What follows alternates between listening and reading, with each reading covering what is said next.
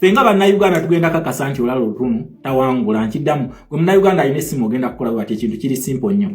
genda ku gundi ya United Nations website ku X yawe ne websites ez'enjawulo gendayo ku ya United Nations then wotuukayo twagala ku campaigning olalo otunu human rights violations zibadde nga zigenda mu maaso mu ggwanga erya Uganda olalo otunu ono ng'asirise nga talina kyayogera akati bamutaddeyo olwokubanga economic pressure kabatta omusajja atuuse ekiseera nga yeetaaga kati United Nations yeetaaga support kati kusindika olalo otunu kati bali waneeno bamu campaigning olalo otunu asituse tuyina okukakasa nti nobo obuta kugundi eyokusatu esooka ye yasemba eyokubiri yabadde mu kyakusatu kati Rodriguez akola atya omanyi ziri 15 points kati 15 points oyina at least okufuna 9 okitegeera Rodriguez yafunye 8 okitegeera ekintu ekyo okusobola okusekiwalinga gundi kubanga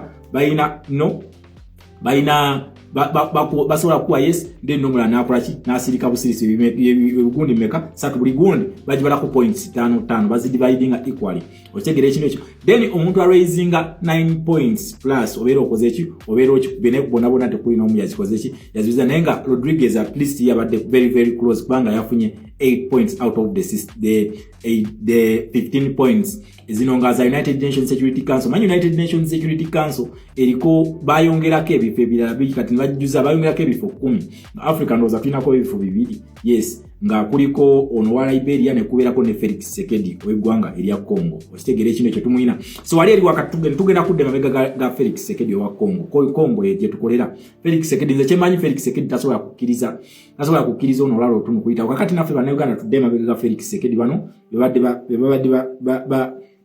materializinga Congo ne Great Lakes region yonna olalo otunu tetugenda kuwagira olw'ensonga ebbanga lyonna mu operation obadde ng'osirise olalo otunu alina kodi gye yatukubye alina kodi gye yasoose neekuba ate nange yabadde entutte yaze n'agamba nti agenda kulwanirira simanyi ayagala transition egende mu maaso mubira kati ng'akimanyi nti waana akisika dialogue eno waana agisika agenda kukola kyagenda tukwata attention tusobole okukola ki tusobole okumuwagira naye kakati ffe tugamba nti olalo otunu ebintu bikyuseemu Munnayuganda alina essimu nkolera bwoti genda ku gundi ya United Nations ku X ne websites zawe ezenjawulo tugende tuli campaigning olalo otunu Uganda we yatuka yakufundamu recommendation yagijewa lwaki tebasindisa Adonia yebali lwaki sigwe basindiseeyo ne basindika olalo otunu okitegeera era olalo otunu mujjuka kubuuza byamubuzidwa tigwa opposition lwaki Museveni yakulese okitegeera n'atandika okwebuzaawo addamu ebigundi kakati ogenda tukolera ki nze njagala kusindika transition mukulu tetugenda kuwagira Munnayuganda tukolera ku gundi Uganda we yatuuse yakufunda mutugenda baboycottinga mwenna temugenda kufuna mirembe wano temugenda kufuna mirembe tuli bangi ku internet tugende tu striking United Nations na ejja kujja comment section mujjukira kye twakola akabinja kannamu kali kye twakakola ne katuuka ne kazikiza ne comment section ne kajizikiza tugende muteke emirambo gy'abantu abafudde mu buuzo olalo otunu bino byogerako ki temuzze eno tigundi mu buuzo olalo otunu bino byogerako ki era ebbanga lyonna obadde obyogerako ki tumulage nti ne mu nsi mwava tetumuyinamu confidence nkiddamu tubalage nti ne mu nsi mwava olalo otunu tetumuyinamu confidence kubanga human rights violations zibadde nga zigenda maaso ng'omuyayo yasirise kakati wali eri wanaatukwata amapeesa oba wangule kulwe naye ng'akikakasiza nti ffe bannansi tetwali ku side ye so gwe Munnayuganda alina essimu ng'olumirirwa ensi yo nkusaba simanyi kiki kyokola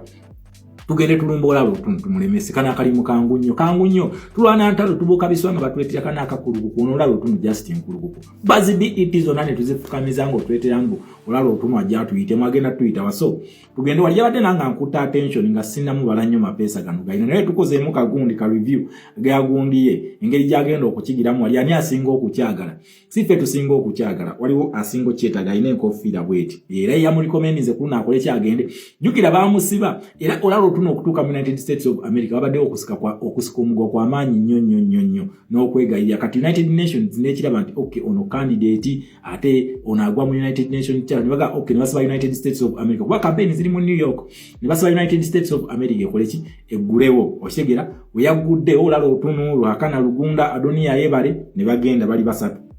naye target si ya gundi si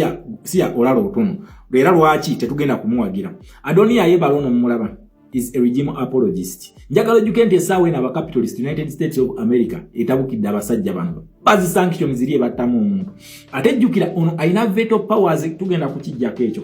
katusoke tumalirize kino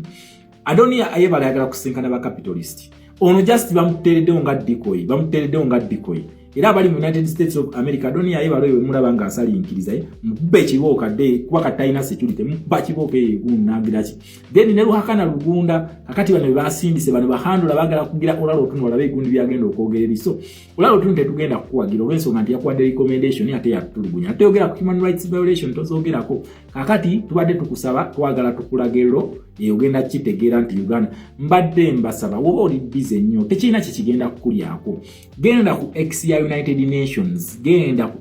United Nations oteeke ebifaananyi mu babuuze twagala mutubuuliza olalo otuno ono abyogerako ki bino zino zi violations ezigenze maaso mu Uganda azoogerako ki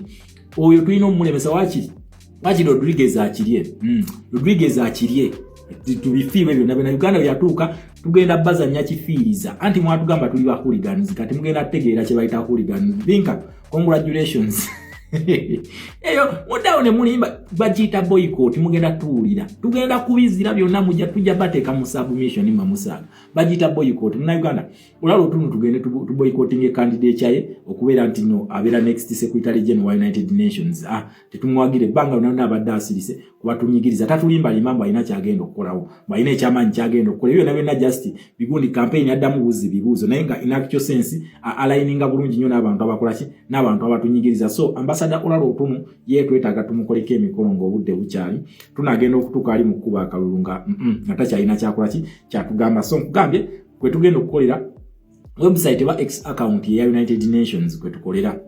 tugende tubatereyo emirambo tubatereyo ba political prisoners tubatereyo human rights violations nazo nezigenze maaso then olalo otuno atubuulire statement kijja badate komanya abantu bano balimba babaddenga mu comfort zone nga tebalina kyebogera kati bamujeri bujeri bajjeyo kipapeti kyabaddeyo machina gye kyekwese ne bakigamba jango ino omuzanyo gogendo tuzanyira kati ne kijja ne bakipressinga bwe bati ne bakituteerawo kati bana Uganda ne batuwadde bigundi ebitubuza yonna tugenda kukolera yonna tubalaba nabagamba tubalaba home and away tubalaba ku domestic ne international we tuli eno bagita de Kyagulanyi brigade de Kyagulanyi force twabagamba tugenda bakwata mu bwengula mu banga tugende tudi campaigning olalo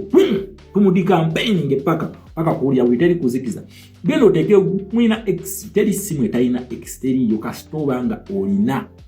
olina ekintu kye bayita Google ng'okirina genda downloading X Rumba twagala kintu kimu olalo otuno butawangula okuvaayo ng'olalo otuno tawangudde kasita batulangirira nti olalo otuno tawangudde nga tuyo katusa ekiko naye teri kussa mukono teri kussa mwoyo tukolera ku X tugende ku gundi ya United Nations abasobola ngai mwakola kaneno kamakyako ngai mwakagira akakako ne muzaayo onde ati neri nawe tugenda okugira tugambe in fact tubagaye n'olalo otuno yatta n'abantu b'omu Northern Uganda tumusibeke tunoonye emisango gyonna tugisibe ku olalo otuno